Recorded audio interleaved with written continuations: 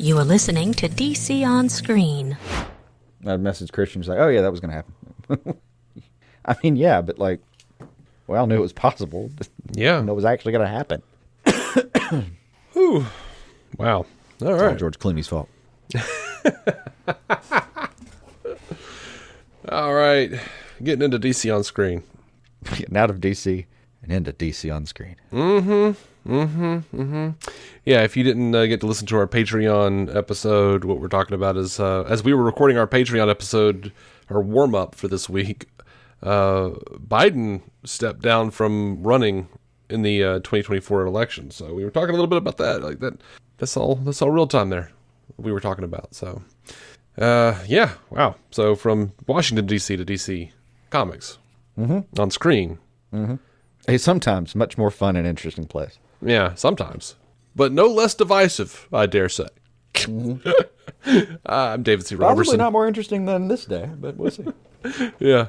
I'm David C. Robertson. This is Jason Goss. Hi. I have also always been cursed by the cursedness of being interesting. Have you? Yeah. Yeah, not in the modern sense of actually being interesting. No, more the cursed sense of being cursed. Yeah, back when people lived in interesting times, that was a bad thing. Right. Yeah, I live in interesting times. Old Chinese curse. Yeah. So, yeah, we got us a warm-up. We talked a little bit about the Deadpool Wolverine trailer, the final trailer that they put out a couple days ago. Talked a little bit about various things. I don't even know, including Biden stepping down.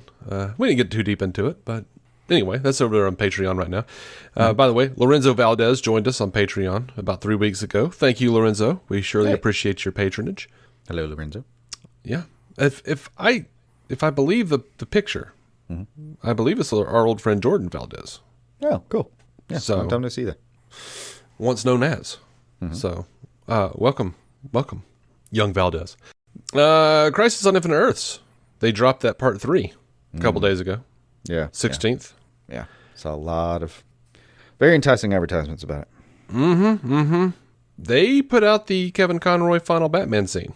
You showed me. I got a little teary. I didn't get teary, but I got about everything else. I was just so full in every sense of the word of joy, sadness. Didn't have time for tears. Yeah, I mean, it was pretty close to our recording time, so no time for tears. It was. No time for love, Dr. Jones. I was folding the lost of my laundry as we did it too, so Yeah. probably just accidentally brushed them away with a fitted sheet that I couldn't master. Yeah. Over on Patreon, we were discussing how I've been largely staying away from the internet. And look, man, I saw I saw this Kevin Conroy's final Batman scene, and there are just so many people going like, this is Mark Hamill AI voice. Like they're using an AI voice to pretend it's Mark Hamill. They say it's Mark Hamill in the credits, but it's not really him. That doesn't sound like Mark Hamill. Motherfucker, he's 72. He don't sound the same. No. His voice has been different for years. It would be AI if he sounded the same. He confirmed that he came in and did it. Yeah. Oh my God. That was a deep fake, Dave. His confirmation. Yeah. Oh, it was a tweet. That was GPT. Like all these people are like, as someone who's been watching Batman the animated series in his original run, I can sadly say this is not Mark. You're an idiot. Sorry. I'm not actually sorry. You're an idiot. Stop spreading bullshit conspiracy theories. It's not an AI that they trained to sound like Mark Hamill. He's just old. Yeah. I do hate how it makes it sound like such a human thing that we're very good at. Now sounds like me being a lunatic. If I'm telling you what I do know is when I heard that voice, when I knew it in my heart and my soul, that was Mark Hamill. I knew it. You can't take that from me. Like, just reciting something I've probably heard in the last week. But yeah, like that makes me sound like a fucking anecdotal idiot. But no, it's fun. It sounds like Mark Hamill. It does sound like It sounds Mark like his Hamill. voice. Because we're humans and we recognize voices. Especially if you like listen. That dude needs to get better speakers. If you have listened to Mark Hamill, and it's not just some dude, it's a whole bunch of people who are saying this that doesn't sound like him. But I'm imagining them with little like lab tech speakers on the side of their monitors. it's just, I don't know. It's these people are just, everyone starts, the usual suspects are paranoid about everything being AI. So if they're listening to somebody who's 72 years old and maybe sounds a little different than they did when they were 30, hey, them, that's AI. No, you're dumb. It just changes. I mean, hell, even Casey Kasem changed after a while. Yeah, well, slightly. That's the only thing that did. Slightly. But I don't know. I know you're not supposed to name call.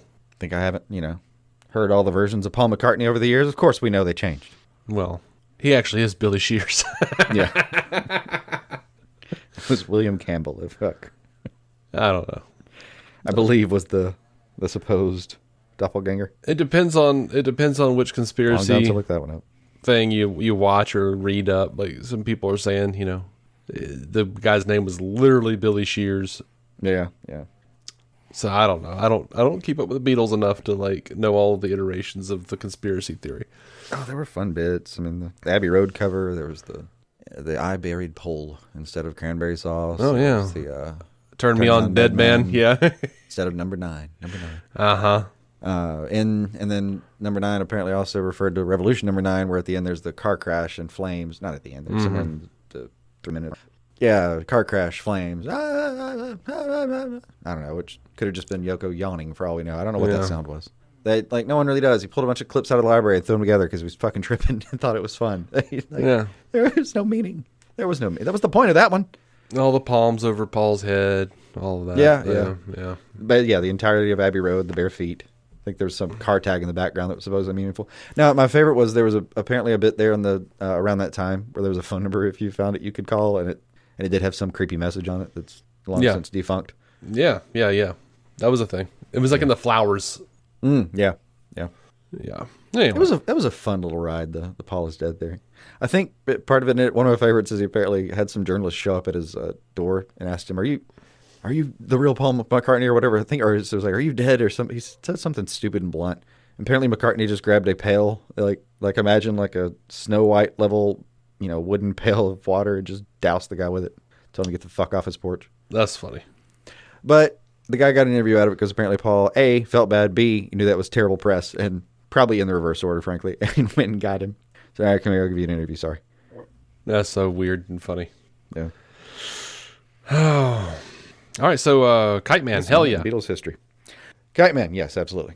It came out finished July. episode 1 a couple hours ago. 18th, yeah. That's what I was about to say. It came out a couple of days ago. And guess what's queued up right now upstairs, baby? Episode 2. Nice.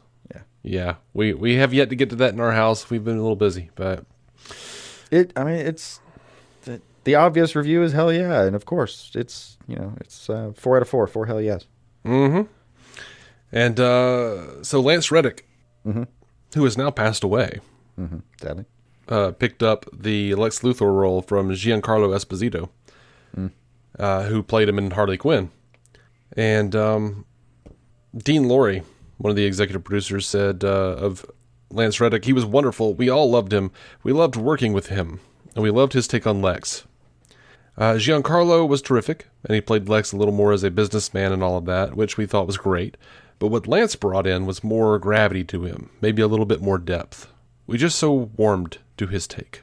Obviously, it was a giant shock to us, as it was to everybody when he passed, but he had luckily completed recording most of his episodes, so we were glad that we at least had that we could give people. But we really loved him. I had forgotten that he had passed away until I saw this news article. I was like, oh, that's sad." Yeah. He wasn't like a daily thought of mine, and he's not in any shows that I watch that often. Mm-hmm. He just he still just shows up enough that every time I see him, I go, man, what a talent. Damn it. Yeah. I did wonder, though, because I was watching that earlier today, and I knew it wasn't Giancarlo, but I could not put my finger on it. Mm-hmm. And, that makes more sense. Now, while talking to comicbook.com about the first season of KITE MAN, hell yeah, Matt Oberg, who plays KITE MAN, and executive producer Dean Lorey, were talking about the possibility of KITE MAN carrying over into the DCU and Matt playing him. And he said, How much? Make me an offer, is what I would say. Of course I will be there. I'll be a local hire. I'll bring my own kite. Whatever you need, whenever you need it, I will be there. And then Dean Lorey said, I'll be there. Isn't local hire particularly pimping yourself out in the SAG world? Yeah. That's basically saying, I'll do this for $60, whatever you're offering the rest of the people standing around. And Lorey said, I'll be there to get him water. Get him sunscreen if he needs it. Whatever he needs. And Oberg says, I don't need it. I'm fine. I'll be sunburned. There's lots of coverage with that suit. True. Like, I'll bring my own kite. That was fun. I enjoy that. All right, this Batman Caped Crusader, I sent you a clip last week. Oh, yeah. And it's just it's a high-octane Batmobile action sequence. It's like Batman running over gangsters. Yeah, I remember that. And the action is cut with these big black panels. It screams like noir comic book. Mm-hmm. I dig it. It reminds me of the action in Ang Lee's Hulk, or 24, like where they're like cutting up the frames, or they're like cutting, they're basically dividing up the screen into like different comic book panels. I really like it. But it does. True. By the way, it actually does just look like Batman's killing people. It is. I pulled it up again to remind myself a little bit. But yeah, it does. I dug that thing though when you sent it last week. I'm really looking forward to Caped Crusader. It looks fun. Hopefully, I'll be alive. That is true. We're at a nice period where finally things are starting to the new stuff is trickling back into our lives. Mm-hmm. Well, like over the next year, we actually have some stuff coming up that's fine. Like it has. It's been a year of drought, year and a half, 2 almost. Dude, like I'm just barely dipping my toe into My Adventures with Superman. And they just finished their 2nd season. Like, there's been stuff. There's plenty. But I just like, we were so used to being, inundated for years. And then... we got a little burnout. Yeah. It was years and years of just every week there was, not just another show. It was a show. It was like another network of shows popping up every day. Mm-hmm. And, and then at the end of this, so much controversy to look at every time you talked. And then just nothing. And radio silence and an actual plan being built for a minute. Yeah, we're finally starting to see something new and isn't just old news that's being rehashed. I like it, though. Mm-hmm. Did you see that they, you remember that Radalata website that they put up for the Batman that was like a puzzle that you had to like crack? Mm-hmm. Mm-hmm. They brought it back for the Penguin. Oh, cool. And it's a new puzzle. It shows a string of instant messages between anonymous criminals hoping to link up at the Iceberg Lounge. And then if you complete the puzzle, you might get access to reserve passes for the pop-up activation event at the San Diego Comic-Con. That's tempting. Yeah. And by the way, Penguin does come out on September 19th. They've changed it, though. They have... Casey Bloys looked at it and was like, you know what, this looks better, as good, if not better, than anything that's on HBO. This should be an HBO original. So it's also going to air on HBO. It was just going to be a Max original, and now it'll air on HBO and then come out on Max the next day. Very cool. Yeah, I think that's a big show of faith. Mm-hmm. I mean, for them, it's basically just double dipping because they can. Mm-hmm. I mean, I'm sure there's some money being thrown around somewhere, but it's still nice to just be like, that's so good, I want to air it too. Yeah. Superman and Lois. Mm-hmm. They released a final season teaser trailer. The full Superman and Lois trailer will drop at SDCC, which happens at San Diego Comic-Con. July 25th through 28th is when that's going to be happening. I sent you this teaser trailer. What did you think of it? Did you watch it? Because you haven't caught up on Superman and Lois. No, not caught up, but I still watched. I think for like season 2, I didn't watch the trailer, and then after that I've kind of given up and been like, I've got a lot catching up to do, screw it. Mm-hmm. There's not a ton to watch there. It just looks like they're going to play with Death of Superman and all that. Mm-hmm. But it looks as good as the rest of the show has looked. Yeah, it's Superman and Lois, so I expect it to be one of the best versions of the Death of Superman. Yeah. My only foil was I watched it on the phone, and I thought the red cape when it was in the distance was like a giant red meteor or something. When it zoomed in a little bit, oh, tattered cape, got you. Oh, yes, I know you. Yeah, for a moment in that trailer, I thought he was about to fight something involving a giant red kryptonite meteor. Yeah, that's fair. Which could happen any day. Probably. Did you, moving over to Superman proper, like the James Gunn movie, did you see the Superman symbol that he put out a couple weeks ago? Yeah. I think it looks great. I don't understand the hatred towards it. I think it's got that kind of flat blue and red. I want to call it. I don't know. Yeah. How do you describe this? It's got a real late 60s feel to it to me, though. Yeah. I mean, it's Kingdom Come, but it's got like a Donner feel to it as well. It's very bright. It is very bright. It's not much different than what we've seen before already on his outfit. I mean, it's not, and especially it reeks of All-Star Superman's cover. Reeks is a specifically weighted word that I don't care for. Yeah. But it does have negative connotations that I don't mean there. But yeah, it drips with it. Is that better? You like that? Not really, but it's fine. I understand what you mean. I didn't think you'd like that much more. It's fine. It's moist with the. All right, let's move on. Anyway, point is, I dig it, but I dig most that he's decided not to do some flat, super dark sapphire kind of blue, and just you got to do something entirely different than Man of Steel. Yeah, I agree. Yeah, anything that looks like the dark take version of these logos right now is just not going to be the way to go. This looks like a very good way. And you know what? You can bitch about it, but I even saw someone being like, James Gunn should have created his own character, because Gunn came out and said something about how he thinks of Superman as someone who you want to give a hug to. He's gentle and he's kind and all sorts of shit. I didn't put it down. But then someone said you should have just created a new character and stopped ruining, strong characters. Like, what? Have you only watched Snyder's Superman? Yeah. Oh my God. Also, that was one of the people, and still am one of the people, who think that Cavill and Snyder's version of Superman was that character. I mean, for me, an entirely hopeful and joyous character. If you actually watched, it's not. I don't mean to demean and be like, oh, if you actually watched the movie. I mean, if you sat and watched it with me, I would be able to sit down and point out, like, wait, here's we're going to go through the 20 minutes of this movie that I think are very hopeful and joyous. I'll break it down for you if you're not seeing it the way I'm seeing it. I'm all right with demeaning. I'm tired of this. I mean, it's not like some parts aren't obvious. It's just that some parts are super, just goddamn dumb. Like, oh, he never smiles. Oh, here's 4 frames where he's smiling. Mm-hmm. Or scenes, really, not frames. Yeah, but that would be hilarious. This is more about tone than it is about actually what's on the screen. So I know, but that's the part where I mean not demeaning is the tone for me is not as dark as some people think it is. It's not. Like that whole scene about, well, should I just let him die? Maybe. I mean, some people saw that and it just colors the entire 10 minutes of that screen time as just this dark space now, and it just isn't that way for me. Yeah. Nor the tornado or interpretations of this that are much less somber than some people want to say. Yeah, I mean, you have a third act where Superman's upset, and suddenly it's like, oh my God, he's such a dark and brooding character. Well, he got mad. All right, so Superman is wrapped filming in Cleveland, and hopefully that means less leaks.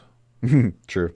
But Gunn said Superman, the popular comic book superhero, was created by writer Jerry Siegel and artist Joe Shuster in 1933 while both attended Glenville High School. That's in Cleveland, by the way. Mm-hmm. He says, Cleveland, today we are leaving you after 6 amazing weeks of shooting from the moment we first came here on a scout a tad less than a year ago, and Terminal Tower was lit up with the colors of Superman. I knew you were a special place. I would walk down your streets and someone would stop me and tell me how grateful we were shooting in their city. Not once, not twice, but dozens of times. The wonderful background actors on the film were always so fun and funny, and they clapped after takes, something that reminded us Hollywood cynics why we make movies in the first place. The pride you feel in being where Jerry and Joe first created Superman was invigorating. You exemplify his spirit. But just as much is the pride you have in your community, your hometown, your radio stations and restaurants and gathering places that touched me. Every city would be so lucky to have people that love their city as much as you. You simply couldn't have been more wonderful, kind, or accommodating to me and our performers and crew. Thank you 1,000 times over for being our friends and partners on this film. Much love to you all. I thought that was thoughtful. That is. I liked it. Yeah. And very cool if, all that's not just some bluster. I assume it's not. Yeah. And he did, point out we are not done shooting. We still have a couple of weeks left. Yeah, for a second I thought you meant wrapped, and then I heard the... Yeah, but they still have a couple of weeks left. That's not very long. No, it's not at all. But about time. I mean, yeah. He says, give yourself a year to get this thing ready to... Yeah. But they're editing all along. Yeah. He says so. Of course. Someone asked if he knew what he was doing next. He said, "Uh-huh." But it's just a distant corner of my brain as I'm focused on what we're shooting. Yeah. He did say that they have a quote a handful of animated projects already greenlit. Oh, cool. I don't know what that is, but they haven't officially announced it. And he did once again say, yes, the Creature Commandos will take place before the events of Superman. Peacemaker Season 2 will occur after the events of Superman. Just pointing that out there again for all the people who keep asking him, like, every day. I mean, those are also the order in which he's been making them, are they not? Yes. So it is. Straightforward narrative to follow there, really, if you think about it. Mm-hmm. Jack Quaid, who voices Superman on My Adventures with Superman, also on The Boys and Star Trek Lower Decks. Yeah, just watched him kill some people. Yeah. Said he auditioned for James Gunn's Superman. He says, I didn't get very far. I put myself on tape and it went nowhere. And that's fine. Mm-hmm. I'm totally cool with it. Poor guy. I don't blame him. I don't blame him for trying. Yeah, if you he'd gotta given me a try. shot, I would have made a tape. Just To see. Just be like, yep, I sent in a tape. There was a gas leak that day, and they hired me accidentally. Yeah, you never know. I don't know. They signed the contract, though, and I'm not giving it up. Over to Watchmen. Mm-hmm. Apparently, J. Michael Straczynski wrote the script for this animated adaptation that's coming. This is the guy that wrote Babylon 5. He wrote Amazing Spider-Man forever. Like he was writing Spider-Man for a really long time.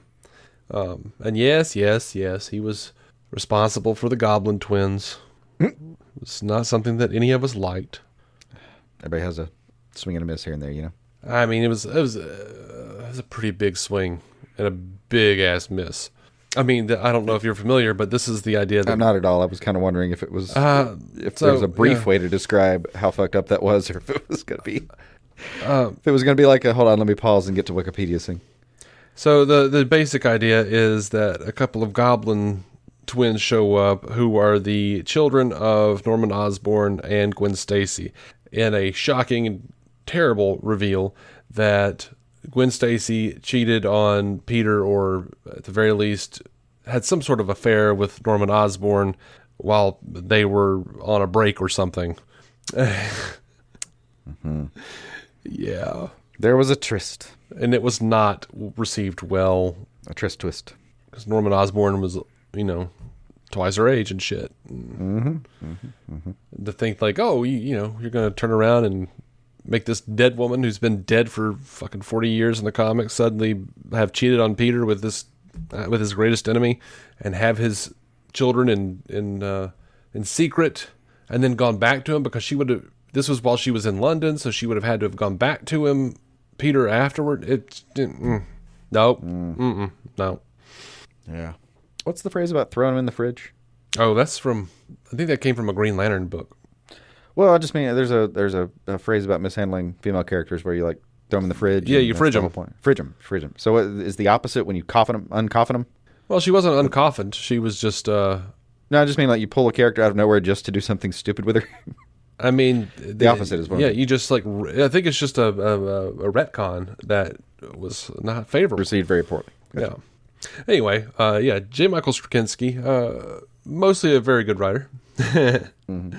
He's doing this. He did this Watchmen animated movie or movies. Sure. He actually insisted on an adapted credit for the movie rather than written by, because there's so much Alan Moore there. Yeah, I mean the trailer I saw is. I wouldn't know if it was going to be verbatim from the book, but sounds pretty close. He says, I can now talk about it as the news is breaking. I adapted Watchmen for Warner Brothers Animation. By adapted, I mean strictly configuring the structure to work in a movie. I saw no need to write more material or change what works in the book. It is pure more. I rearranged and deleted some pages and sent it back. All right. And that'll That's come a skill, out. though. Thank you, sir. That'll come out August 13th. Yeah. Again, exciting times. It is. My Adventures with the Superman. Mm-hmm. Season 3 has begun production. Good.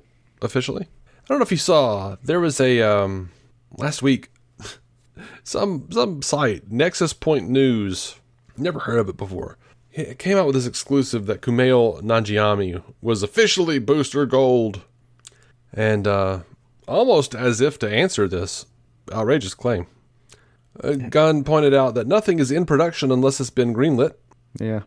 Right now, that is Superman, Supergirl, Penguin, Peacemaker, Lanterns, and a handful of animated projects.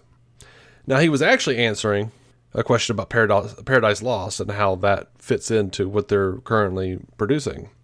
And he says, Paradise Lost, like many other titles, known and unknown, is still in very active development. It will be in production once we have a script or scripts we think are great and ready to shoot. Never before. As an aside, we aren't officially cast on anything that isn't greenlit. Mm-hmm. So, yeah, y'all can put away your Kumail Booster Gold news. Yeah. He's built for it these days, but he's just so damn humble. I don't know if I've ever seen him do such an egocentric role even. Mm-hmm. Much less himself. Like, I mean, I think he could do it. I'm sure he's a good actor. I just don't know if he'd really care to be that damn narcissistic on screen. I don't know. I mean, he's like the interviews I've seen of the guy. It just seems like he might just be like, no, I don't even want to like portray that energy. Get this out of my fucking way. I don't know. I think he'd do it. Maybe. I think he would. It is a funny role. He would enjoy himself. Yeah. Especially with what I've seen him do with Kingo in Marvel. True. So that's all my news. That's all I have. I will say, as I do apparently every time we do an episode, the Batman 2 is not canceled. I don't know why this has to be covered every time. It does. Because every week somebody comes out and officially announces that it's canceled, and a bunch of idiots believe whoever these scoopers are. The Batman Part 2 is not canceled. No, it's not. The Penguin just got shifted from Max to HBO. They went through a bunch of tumult to in that change sense, it was definitely not like the whole platform got an upgrade. Like we officially got the word on other stuff. It's not going out. That's not going to go any further. But this one is going great. Like they would a trade. They wouldn't be going out of their way to change all of the advertising they've already got locked for Penguin that says a Max original to change it to HBO original. They're spending extra money to change the advertising. They wouldn't be going through all that if they were just canceling the Batman. No, God, no. The Batman made so much money. No, they would let it be a Max original, hope it made enough noise to justify itself, and let it die, I would think. Yeah. Atrophy. And Gunn has said over and over, if you will. Loaded term in our communities. Yeah. But Gunn says over and over again, the Batman Part 2 is not canceled. It's not canceled. It's not canceled. It's not. Stop believing. I don't know why certain people in the Snyder fandom, because that's who it is, part of the cult, not even like the proper, like normal, well-balanced fans, just like the cult specifically, who cannot like enjoy any damn thing.